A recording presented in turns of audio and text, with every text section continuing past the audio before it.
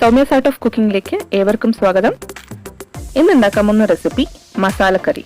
കൂർക്കയും തുവരയും കൊണ്ടൊരു മസാലക്കറിയാണ് ഉദ്ദേശിക്കുന്നത്. സദ്യ ടൈപ്പ് മസാലക്കറി ഉണ്ടാക്കാൻ വേണ്ട സാധനങ്ങൾ: കൂർക്ക 1/2 കിലോ, ഇതിന്റെ തൊലിയൊക്കെ കളഞ്ഞിട്ട് വെള്ളത്തിലിട്ട് വെച്ചിരിക്കുന്നതാണ്. പിന്നെ തുവര ഏകദേശം 200 ഗ്രാം ഉണ്ടാവുന്നതിൽ, 1 മുറി തേങ്ങ ചിരവിയത്, 2 മീഡിയം സൈസ് സവോള, 2 മീഡിയം സൈസ് തക്കാളി, പിന്നെ ഒരു 5-6 അല്ലി വെളുത്തുള്ളി, ഒരു ചെറിയ പീസ് ഇഞ്ചി, പിന്നെ ഒരു 10 ഉണക്കമുളക്, ഒരു 1.5 ടേബിൾ സ്പൂൺ മല്ലി, അതായത് റോ മല്ലിയാണ് ഞാൻ എടുത്തിരിക്കുന്നത്, കൊത്തമല്ലി, പിന്നെ ആവശ്യത്തിന് കറിവേപ്പിന്റെ ഇല. മല്ലിയില ഓപ്ഷനിലാണ്, വേണമെങ്കിൽ മാത്രം ചേർക്കുക. കടുക് വറുക്കാനായിട്ട് കടുക് വേണം.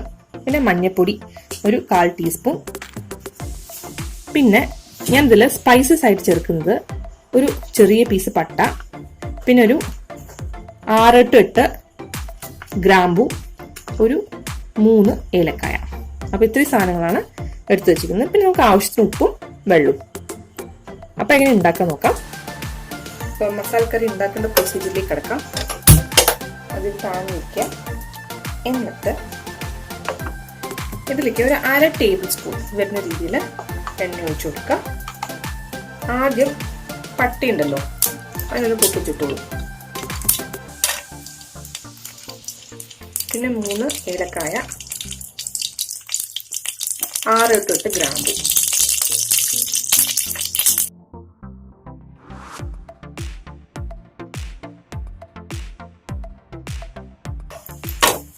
എന്നിട്ട് ഇതിലേക്ക് ഞാനൊരു 8 മുളക് ഇട്ട് കൊടുക്കണം.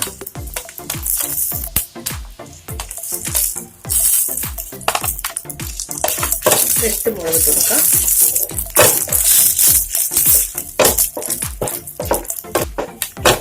ഇതിലേക്ക് കൊത്തമല്ലി നമ്മൾ 1.5 ടേബിൾ സ്പൂൺ എടുത്ത് വെച്ചിരിക്കുന്ന കൊത്തമല്ലി ചേർത്ത് കൊടുക്കാം.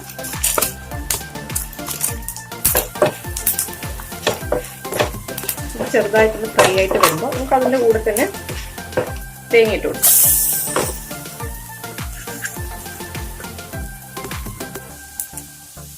കുറച്ച് സിമ്മിൽ വെച്ചിട്ട് ചെയ്താൽ മതി.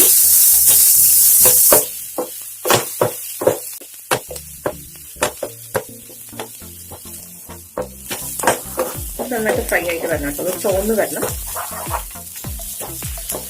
ഇതിലേക്ക് നമുക്ക് വേണമെങ്കിൽ ഒരു വളരെ കുറച്ച് കറിവേപ്പിന്റെ ഇലയും മല്ലിയിലയും വേണമെങ്കിൽ ചേർത്ത് കൊടുക്കാം. ഓപ്ഷൻ, മല്ലിയില തിരിച്ചും ഓപ്ഷനാണ്. ഈ ഒരു സ്റ്റേജിൽ കറിവേപ്പിന്റെ ഇല വേണ്ടവർ മാത്രം ചേർത്ത് കൊടുത്താൽ മതി. ഒരു ഡിഫറെന്റ് ഫ്ലേവർ കിട്ടും, അതിന് വേണ്ടിയിട്ടാണ് ഞാനിപ്പോ കറിവേപ്പിന്റെ ഇല ചേർത്ത് കൊടുത്തത്. ഒന്ന് ഫ്രൈ ആയിട്ട് വരട്ടെ.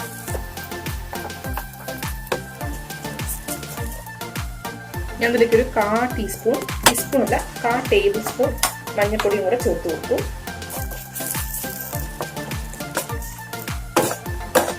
നമുക്ക് ഇതിലേക്ക് എടുത്ത് വെളുത്തുള്ളി ചേർത്ത് കൊടുക്കാം. അതുപോലെ തന്നെ ഇഞ്ചി.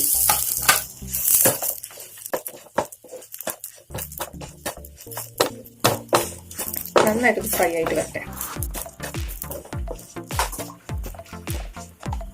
നമുക്ക് ആവശ്യമുണ്ടെങ്കിൽ ഒരു 1/2 ടേബിൾ സ്പൂൺ കൂടെ എണ്ണ ചേർത്ത് കൊടുക്കാം.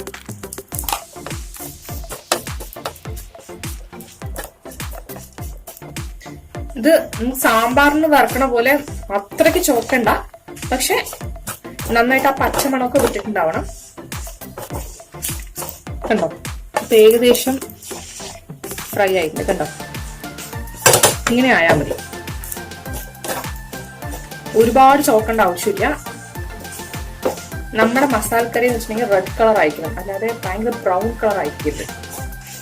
ഞാൻ ഇതിന്റെ മിക്സിയുടെ ജാറിലേക്ക് മാറ്റുകയാണ്. ഞാൻ പക്ഷെ ഇപ്പൊ അരച്ചെടുക്കില്ല, ഒന്ന് ആറിയ ശേഷം അരച്ചെടുക്കുള്ളൂ. ഞാൻ ഇതൊന്ന് ഓഫ് ചെയ്തിട്ട്, ഞാനിപ്പോ തീ ഓഫ് ചെയ്തു. ഇനിയിപ്പോ മിക്സിയുടെ ജാറിലേക്ക് മാറ്റട്ടെ.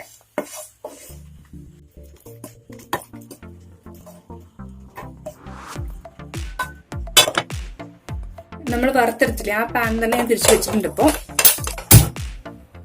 നമുക്കിതിലേക്ക് കുറച്ച് എണ്ണ ഒഴിച്ചു കൊടുക്കാം. ഒരു 2-3 ടേബിൾ സ്പൂൺ വരുന്ന രീതിയിൽ ഒഴിച്ചോളൂ കേട്ടോ. ചൂടായി വരട്ടെ. ഇപ്പൊ എണ്ണ ചൂടായിട്ട് ഇതിലേക്ക് നമ്മൾ എടുത്ത് വെച്ചിരിക്കുന്ന സവോള ഇട്ട് കൊടുക്കാം. ഞാൻ 2 മീഡിയം സൈസ് സവോള എടുത്തിട്ടുണ്ട്. ഞാൻ ഇതിലേക്ക് ഏകദേശം ആവശ്യമുള്ള ഉപ്പ് ഇട്ട് കൊടുക്കുകയാണ്.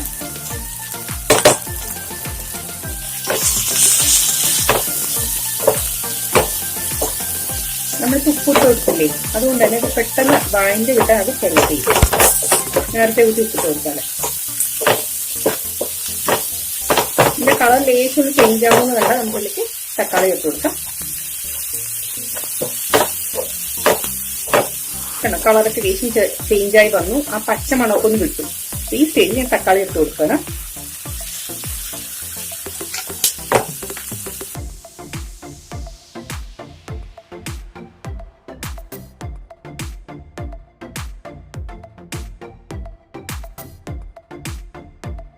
പെട്ടെന്ന് നമുക്ക് തക്കാളി നന്നായിട്ട് വഴങ്ങിയിട്ടുണ്ടെങ്കിൽ ചെറിയ ചെറിയ സ്ലൈസസ് ആയിട്ട് മുറിച്ചെടുക്കാം. നമുക്ക് ഇതൊന്ന് അടച്ചു വെച്ചിട്ട് ഒന്ന് വേവിക്കാം. അതൊക്കെ പെട്ടെന്ന് വഴണ്ടി കിട്ടും.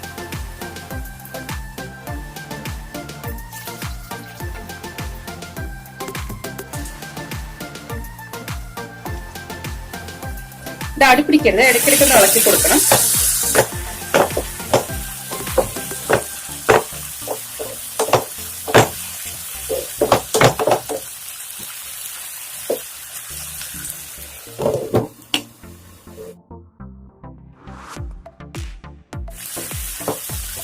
ഇതൊന്നിങ്ങനെ ഇടയ്ക്കിടയ്ക്ക് ഉടച്ചു കൊടുക്കാം അടുത്തെടുത്തിട്ട്. അപ്പൊ നമുക്കിനി കടിക്കാൻ കിട്ടില്ല. ആ മസാലക്കറി ആയിട്ട് അങ്ങനെ അത് യോജിച്ച് ചെയ്യും.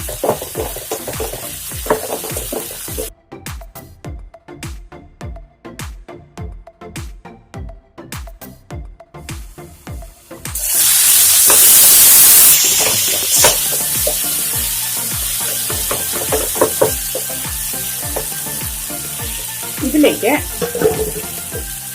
നമുക്ക് എടുത്തു വെച്ചിരിക്കുന്ന കൂർക്ക ചേർത്ത് കൊടുക്കാം.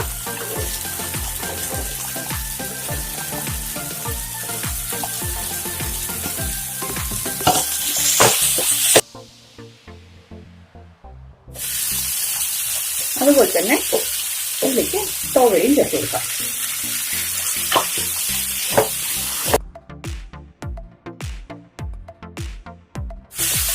ഒരു 2-3 മിനിറ്റ് ഇങ്ങനെ വഴറ്റി കൊടുക്കാം.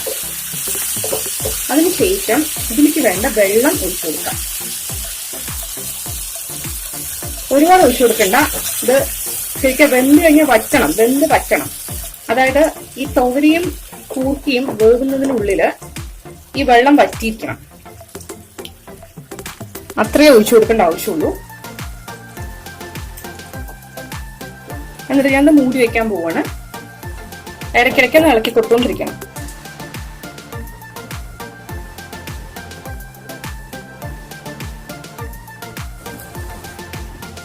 ഞാൻ ഇടയ്ക്കിടയ്ക്ക് ഇളക്കി കൊടുത്തോണ്ടിരിക്കണ്ടായിരുന്നു. വെള്ളം മുഴുവനായിട്ട് വറ്റിയിട്ടൊന്നുമില്ല. ഏകദേശം 3/4 ഭാഗം വെള്ളം വറ്റിയിട്ടുണ്ട്. പക്ഷെ അപ്പൊ ഞാനിപ്പോ ഈ ഒരു സ്റ്റേജില്, അതായത് വെള്ളമൊക്കെ അതൊക്കെ ഉണ്ടോ, ഏകദേശം വെള്ളമൊക്കെ വറ്റിക്കഴിഞ്ഞു. ഇത്ര വെള്ളമേ പറ്റാനുള്ളൂ. അപ്പൊ ഞാൻ ഈ ഒരു സ്റ്റേജില് നമ്മൾ അരച്ചു വെച്ച തേങ്ങ ഉണ്ടല്ലോ, അത് ഒഴിച്ചു കൊടുക്കുകയാണ്. എന്നിട്ട് നന്നായിട്ട് ഇളക്കാം.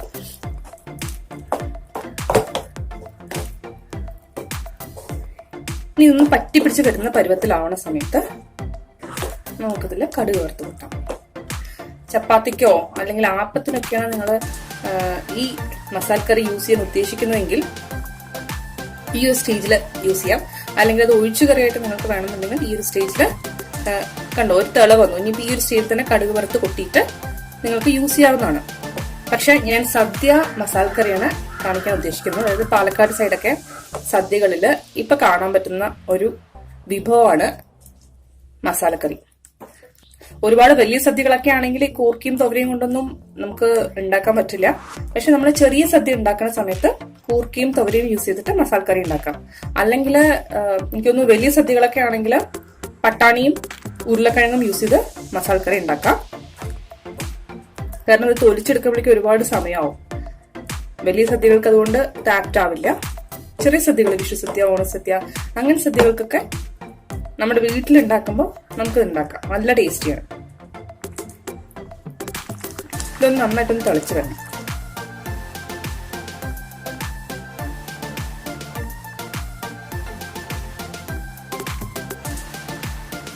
ഇതിപ്പോ വെള്ളമൊക്കെ നന്നായി വറ്റി വന്നിട്ടുണ്ട്. കണ്ടോ, ഇതിപ്പോ ഏകദേശം കുറുകുറ പരുവത്തിലായി. കണ്ടോ, നമുക്ക് ഈ ഒരു പരുവത്തിലാണ് ഇത് ഓഫ് ചെയ്യേണ്ടത്. ഇനി ഇതിലേക്ക് കടുക് വറുത്ത് കൊട്ടാം. ഇപ്പൊ നന്നായിട്ട് വറ്റി വന്നിട്ടുണ്ട് വെള്ളമൊക്കെ.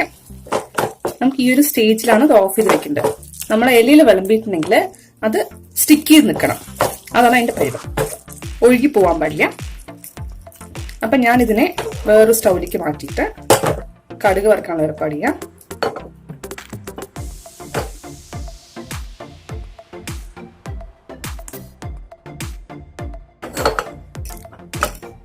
ഇതിലേക്ക് കുറച്ച് എണ്ണ ഒഴിച്ചു കൊടുക്കാം.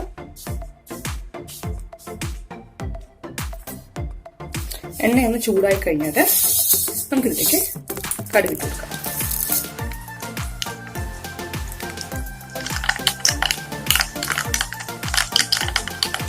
കടുക് പൊട്ടി തുടങ്ങിയിട്ടുണ്ട്. പൊട്ടിക്കഴിഞ്ഞു ഇതിലേക്ക് ഒരു 3 വറ്റൽ മുളക് പൊട്ടിച്ചിട്ട് കൊടുക്കുക. അതുപോലെ തന്നെ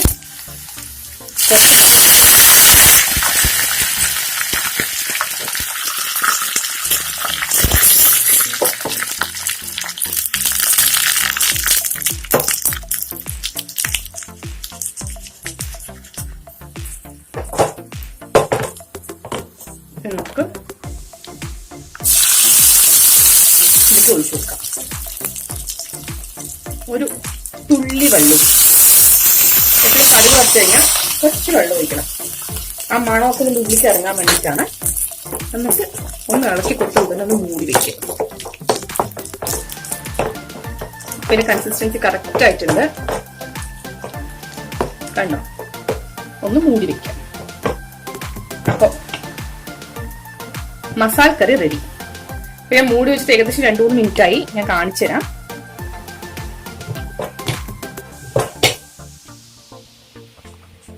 ഇതാണ് മസാലക്കറിയുടെ വ്യൂ.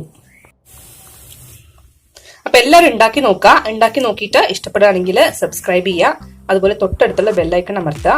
പിന്നെ നിങ്ങളുടെ ഫ്രണ്ട്സും ഫാമിലിയും ഒക്കെ ആയിട്ട് ഷെയർ ചെയ്ത് കൊടുക്കുക. ഇന്നാളെ എൻ്റെ അടുത്ത് ഒരാൾ പറയണ്ടായി, സബ്സ്ക്രൈബ് ചെയ്യണമെങ്കിൽ പൈസ കൊടുക്കണമെന്ന് ചോദിച്ചു എൻ്റെ അടുത്ത്. അപ്പോൾ സബ്സ്ക്രൈബ് ചെയ്യണമെങ്കിൽ നിങ്ങൾക്ക് ഒരു ചിലവുമില്ല.